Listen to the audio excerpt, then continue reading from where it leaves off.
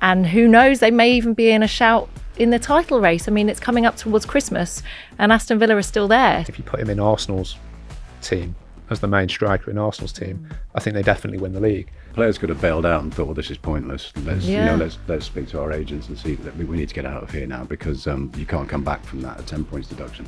They did the exact opposite and came out fighting, which I think surprised everybody. Hello there and welcome along to High Press, brought to you by William Hill in partnership with the Football Writers Association. I'm Alison Bender, and every week we bring together some of Fleet Street's finest to debate all football's biggest topics. Today I'm joined by Sammy Mockbell of the Daily Mail, football writer Paul Hayward and Adam Crafton from The Athletic. So Christmas marks the halfway stage of the Premier League season, so we thought what better a time to take stock and have a think about our favourite players, manager, moments of the season, and a little bit of a look ahead to what we might be expecting for the end of the season too. So let's get straight into it with our player of the season. It's always a really tricky one at this stage, but there's a few contenders up there. Paul, who's impressed you so far? Well, I've actually got quite a long list, which I won't go into, but Pascal Gross, highly influential at Brighton as ever. Yeah. I've enjoyed watching Cole Palmer at Chelsea. I think I love that story, the fact that he escaped Manchester City and has thrived at Chelsea. I think Pep Guardiola didn't like being asked about him in the press conference. No, he kind of congratulated him through gritted teeth, didn't he? He wouldn't like it. Bruno Guimaraes has been sensational for Newcastle. But in the end, I think James Maddison, I've really enjoyed watching at Spurs. In the end, I came down in favour of Declan Rice because Arsenal needed a transformational player in that position. He has ability, talent, character, personality, and I like to see a player make a huge difference to a side. And I think the reason Arsenal are so prominent in the title race is largely, not largely, but in great measure because they bought Declan Rice from West Ham, as Manchester United should have done, but that's another story. Absolutely. I mean, he cost, what was it? Was it 105 million or something? And there was a lot made of that price tag. But if Arsenal end up winning the league, his leadership and his performances have just been exemplary, haven't they? Yeah, totally. And if what Paul just said about, Manchester United last summer did Casemiro, 70 million, 5-year contract. And if people are saying Declan Rice is a lot of money, well, he's a lot younger, probably a bigger short-term impact, even, if you look at Casemiro last season. So, yeah, I think he was the one that Arsenal went very early, very big for. I think the other one at Arsenal that I'd say, because I don't think their forward players have been that good yet. I think you're almost waiting for Saka and Martinelli, Jesus to really hit form. So I think Saliba, he obviously missed him back end of last season a lot. And I think he doesn't really tend to lose. They've lost two matches, I think. Yeah. And when they lose, it's never heavy. It's always a 1-0. You have to be quite good to beat Arsenal now. And I think he is a proper difference maker for them. Yeah, that was the big narrative really of last season, wasn't it? When William Saliba was out, suddenly Arsenal kind of fell apart. And so it's great to see him thriving right now. Absolutely. The guy's a Rolls Royce sort of centre back. Luckily I get to watch a lot of Arsenal, and the guy's sort of week in, week out. It's not only his defending, it's his ball play. It's the way you can bring Arsenal up bring their back line up. He's got absolutely everything to become a top-class centre-back. I want to throw in another one who's impressed me as well, Ollie Watkins. I know there's been a lot of chat because of the way that he celebrated against Brentford.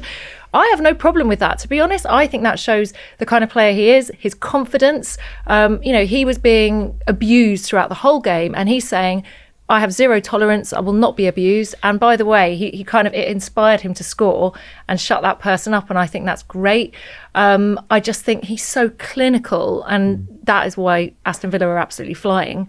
And who knows, they may even be in a shout in the title race. I mean, it's coming up towards Christmas and Aston Villa are still there. So Ollie Watkins, for me, has been super impressive. Just going back to Pascal Gross as well that you mentioned, because we talked about Declan Rice costing an obscene amount of money, but Pascal Gross was an absolute steal. Yeah, he was £3 million from a club called Ingolstadt, and all his statistics in the Bundesliga were off the charts, and nobody really spotted it except for Brighton. Tony Bloom's magic algorithm again. They paid £3 million for him, walked into the side, appeared to be able to play in any position. Just had a Germany cap this season, really belatedly. I don't know what Germany were doing. Presumably they just didn't watch him because he was playing at Brighton, who weren't particularly fashionable at that time. It's amazing that he had to wait so long, but he's a seriously influential talented, multi-talented, clever player, and everybody in the Brighton squad reveres him. Just picking up on a couple of the other names as well. We haven't mentioned any Tottenham players, and Tottenham have been really exciting to watch. So yeah, maybe we'll go there first. I mean, Sonny obviously stepping up in Harry Kane's absence. We just don't even need to talk about Harry Kane now because they've just been so good without him. Yeah, and I suppose it's the whole Ange story that you bring into that as well. But I think Son has been... Last season he was quite poor, and actually you started to wonder, is it just natural tailing off, maybe losing a bit of pace, had a few injury issues. This season, whether he's playing from the left or playing through the middle, he's just world class. And I still, like, every time I watch him, I kind of think he's underrated a little bit. He's never really in that discussion for Footballer of the Year or alongside Haaland, Kane. But I think he is, if there's a rung just below the Kane, the Haaland, he is right there. And he's, if Spurs, I think he's been Spurs' most important player for all the talk about, the centre-backs that they needed with pace. You still need someone who scores goals, right? As Chelsea are finding out, sorry to mention that, as Man United are finding out, you still need someone you can trust when the chances come. And actually he's one of those players, I think if you put him in Arsenal's team as the main striker in Arsenal's team, I think they definitely win the league. So yeah, I think he has to be in that conversation. Yeah, I mean the only bright spark for Chelsea really, I mean Raheem Sterling's done pretty decently, but Cole Palmer, as you mentioned, has impressed me, and particularly in that game against Manchester City where he steps up and he scores that equaliser. The pressure for a young kid, he didn't seem to have any pressure, but I wonder if that's working with the likes of Pep Guardiola. I mean that's going to kind of rub off on you, isn't it, as a young player? I think so, and I think you're absolutely right that he's a young boy. He's out of his comfort zone, come down to London, but he's got this swagger about him, and you're absolutely right about that penalty. The way he tucked that away, there was a lot of shenanigans going on around him at that penalty. It was the last minute. He tucked himself away, kept his cool because he knew he was going to take it, and he put it away. He's made his England debut now, and if he continues going at the rate he's going at the moment, Gareth Southgate would be hard pressed not to select him for the Euros because and I know he's got a lot of talent in those sort of wide attacking areas. Yeah, we've got too many. Yeah, but the thing with Cole Palmer is that if the system allows, he could play in a number 10 role, and having that versatility in a tournament squad is vital. I feel like we can't have this debate without mentioning Erling Haaland. I mean, I feel so bad because we're so used to him being so good. It's like, well, he's obviously in there. And Mo Salah as well. I had a show with Dimitar Berbatov the other day, and he actually was saying that he feels that Mo Salah is almost a bit underrated in the media. Maybe it's because he just does his talking on the pitch, doesn't do too many interviews, doesn't really kind of get involved with any of that. But obviously those two have been fantastic this season as well. Oh, Mo Salah's consistency since he's been back at Liverpool. It was at Chelsea where it was a bit up and down, was sold, came back to the Premier League, and the consistency, season in, season out, goals, assists, the numbers are through the roof. I think maybe partly, but Dimitar Berbatov is correct that he keeps a low profile. He's a family man. You don't really see him out and about, and I think that may contribute to this kind of thought process that he's underrated. Should we move on to manager of the season then? Because I think there's some great talking points from the players. So managers, I mean, Unai Emery has been phenomenal, and I'm so delighted for him because I think we've spoken before on this show about the rough treatment that he had at Arsenal. And I mean, Aston Villa, they could be there towards the end of the season. They are, it's Christmas time. Normally we say we have to take a team seriously when they're top of the table at Christmas. What do you make of what he's done to that Aston Villa side? Oh, amazing. I mean, the winning run at Villa Park, was it 15 in a row now? Yeah. 15 Premier League winning games. I mean, that's extraordinary.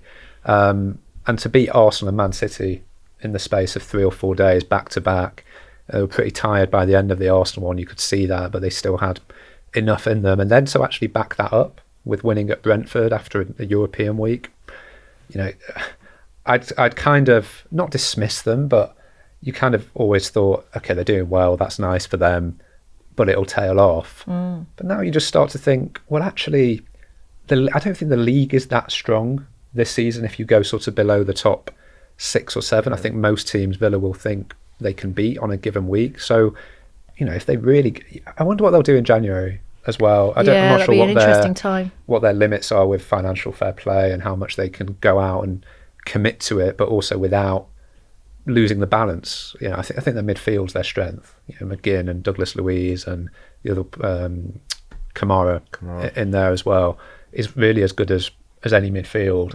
And they've got a good defence. They've got a striker that scores. So, and they've got a good manager. I don't think they'll win the league, but talking myself into it. It's funny, isn't it? Because I remember the whole Leicester chat, and it was always game by game, and Ranieri wasn't looking too far ahead. And it was the Christmas period where we actually said, maybe this could really happen. And I actually recorded a link at the King Power Stadium saying Leicester have won the league just in case it happened. Everyone laughed at me. But there are points, aren't there, in it's almost similarities with Villa and the Leicester story, in that there's a certain point in the season where winning just becomes a habit, and those teams almost become mechanical, and they know exactly what their jobs are, and you may not have the best players, but there's a lot to be said for a cohesive team and working as a unit, and I think that's exactly what Unai Emery has with Aston Villa in a minute. I've spoken about this on the show before, but Austin McFay, the set piece specialist, and the fact that Unai Emery has kind of embraced the whole team around him, is very forward thinking. I think all of this comes into consideration. He's a brilliant advert for coaching and coaching the players you have. I mean, presumably that's why you hire a coach. We all think we want a good coach, and then we start telling them that they're rubbish managers or they bought the wrong players, and we forget about the actual coaching. His coaching has been sensational at Aston Villa. When I watched them beat Manchester City, I thought that was revelatory. Occasionally you watch a Premier League performance and you think, I've seen something different there. Someone's changed something. Someone's produced something that is really, really impressive. I mean, they swarmed all over Man City. They overwhelmed Man City. They were relentless. They didn't give them a moment's peace.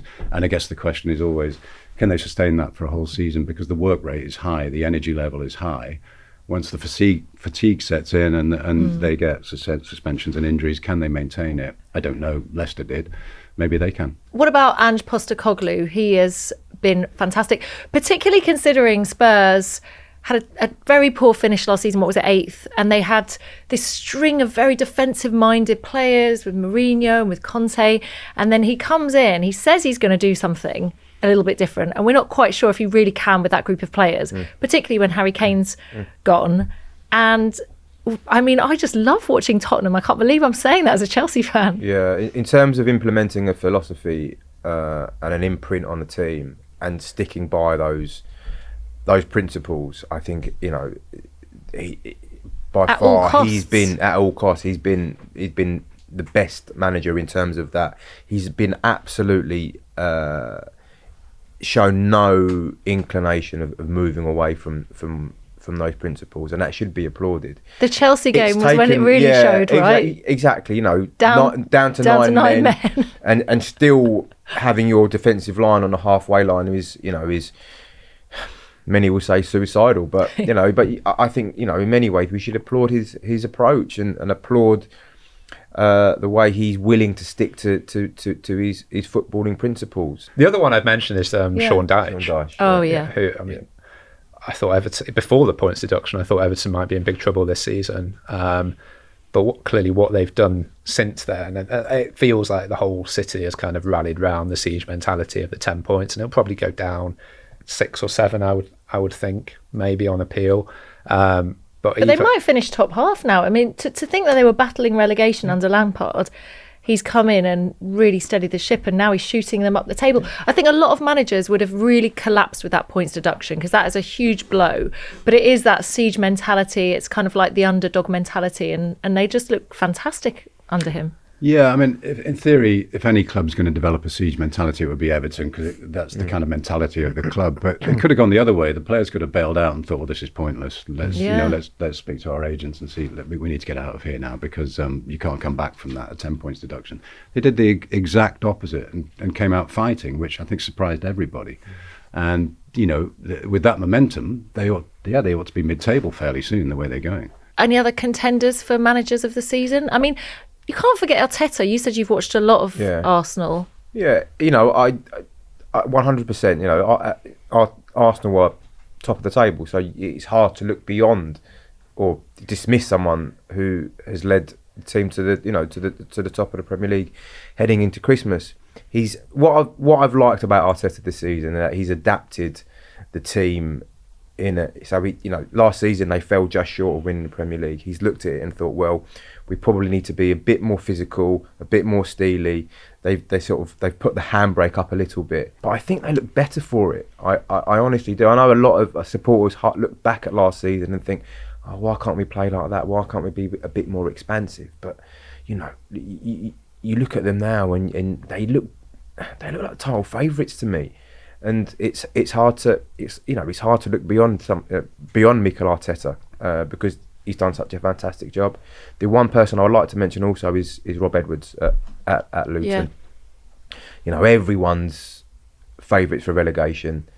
They probably still will get relegated because of the strength of the squad and the players. But they're in there with a fighting chance. They're battling, and I think a lot of that goes down to the way that Rob Edwards has got them drilled. They're playing with cohesion. They're playing like a team, and they're giving teams like Liverpool, Arsenal, Man City a run for their money, and that isn't no small feat. Yeah, Paul, would you agree with that? Yes, I would. I was. Okay, I'm going to admit it. I was quite dismissive of Luton's chance at the start of the season. I think we all were. I thought it was going to be painful. I thought it was going to be ugly. The sort of thing that made you want to just look away. But they've been so much better than that. Obviously had a bad start, got whacked all over the place, and have found a formula, and it's a basic formula, but it's impressive that the spirit didn't collapse. Because again, if you start a season like that, everything can implode very quickly, and the whole club can decide, well, let's just park it. We'll take the money, go back down, and see if we can get back up again. But Luton haven't adopted that approach at all. They have their pride, and they have their dignity, and they have their formula, and it's been impressive. All right, let's talk about biggest footballing story of the season. I mean, Everton's points deduction hit me hard. The timing and the implications, that was huge, wasn't it? Yeah, I'm going with Everton's points deduction because it was the thing we never thought we'd see, which is the Premier League self-regulating. And the thing it did, the Everton bit was interesting in itself, but it also put this sword of Damocles over Manchester City because and made us think about and Chelsea, yeah. And made us think about all the power shifts of the last 10 or 15 years and who's been doing it the right way and who may not have been. So when you look at the severity of the Everton punishment tells you that, well, if the bigger clubs have been guilty of bigger malfeasance than that, and we don't know yet, then surely they're in for a much rougher ride, and that could change the whole complexion of the Premier League. Yeah, it's crazy to think about it. Any other? I mean, Man United feels like 100 stories in a season, all rolled into one. I mean, Sammy will know as well. Sort of every call we get from an editor is, what can you get on Man United? Because there has never been such an appetite for people to just want to consume Manchester United, which probably, United, when they present their investor decks, probably say that's a compliment in many ways, but it's also a curse because I think it makes it such a difficult club to play for, to coach at, to be a chief executive at. The level of scrutiny is extraordinary. But it's been a disastrous season. PR-wise, you have to actually feel for Ten Hag in what he's had to deal with the off-pitch. I mean, I'm not talking about injuries. All managers have to deal with that, but the domino effect of all these different off-field issues with so many players and how you deal with those and how obviously different people within the club want to deal with things differently. That's been a bit of an embarrassment, really, hasn't it? It's been an eye-opening few months for Manchester United for sure, and Adam's absolutely right. The demise of this team that Erik ten Hag sort of raised last season with a lot of promise and a lot of hope, and that's just been flittered away in the space of 6 months. So that is for me the story of the season, purely because the gravitas and the profile that Manchester United hold across global. Everyone is interested in Manchester United, and he's right. Every morning when I get a call, from your news editor, it's like, what, get me United. what information have you got on Manchester United? And invariably there's a story. Yeah, I mean, There is, exactly. There's always a story. It's the club that keeps giving. With Manchester United, perversely, the worse it gets, the more people seem fascinated by it, and they want to read about why Højlund hasn't scored a Premier League goal yet, and they want to read about what the hell's going on with Jadon Sancho. And it just contradicts everything you know about audience engagement. The Manchester United story is like, it's got everybody hooked, and yet it's almost always bad news. We haven't even spoken about the Ineos takeover. No. That sideshow as well. Yeah. Is ongoing. Should we finish off with a few predictions? We've already had 8 teams top of the table, albeit for a few days or a few weeks, whatever. But, last season there were only 3. So this could be a really exciting season.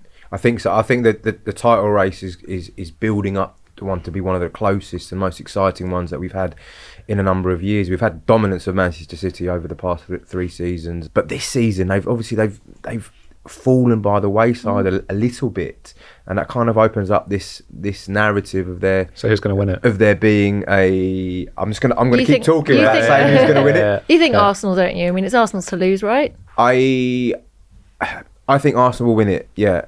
But I think Arteta's changed the approach slightly, and it's made them harder to beat.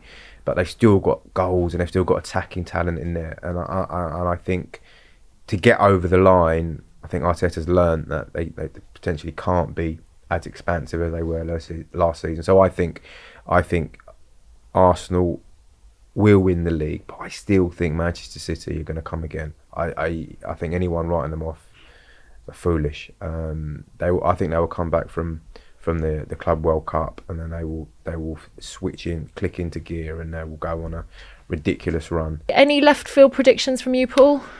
This is very left field. But someone who spent 3 years writing about the England men's football team, I'm not inclined to kind of glib optimism about England in tournaments. But I actually think that England will win the European Championship, because I think this is the strongest team of Southgate's era.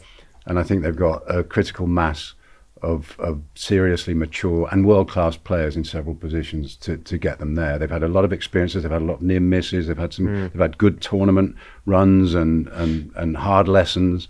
But when you look at their best 11 players and you see Harry Kane and Jude Bellingham and Declan Rice and Phil Foden and that caliber of player, there is nothing in the system to stop England winning a tournament. That's what I found when I was researching my book. There's no virus. There's no inherent weakness that's always going to bring England down at a tournament. They can win a tournament. They have the players.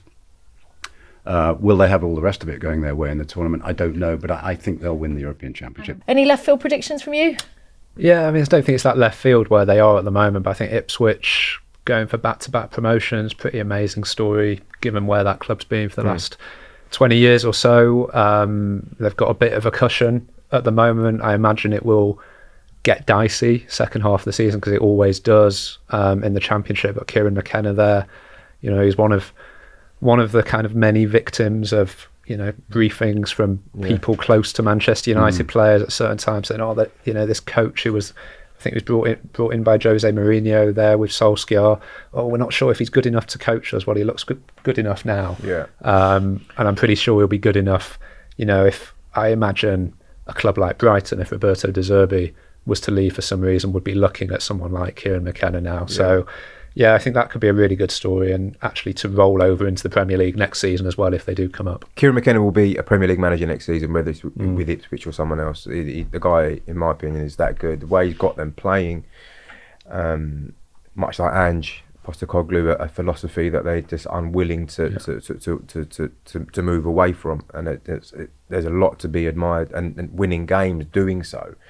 I know a number of Premier League clubs are already looking at Kieran McKenna and thinking, well, if they don't go up this season, let's have a go and try and get him in. So big future, Kieran McKenna. I'm also just wondering what Gareth Southgate will do after the Euros. Does he put his feet up and say goodbye to management, or does he think, actually, I've earned one real go at club management? And I half wonder if there's some speculation at the moment Dan Ashworth could end up at Manchester United as sporting director with the whole Dave Brailsford, Jim Ratcliffe, best of British kind of vibe. I wonder whether that becomes, I'm not endorsing it, but I wonder if that may become something in the summer. Amazing. Thanks, guys. We're out of time. We'll leave it there. That's it from us for now for High Press. It's brought to you by William Hill in partnership with the Football Writers Association. It is a weekly show, so if you like what you've heard, make sure you go and check it out. Like and subscribe for weekly episodes. I'm Alison Bender. We'll see you next time. 18 plus, please gamble responsibly.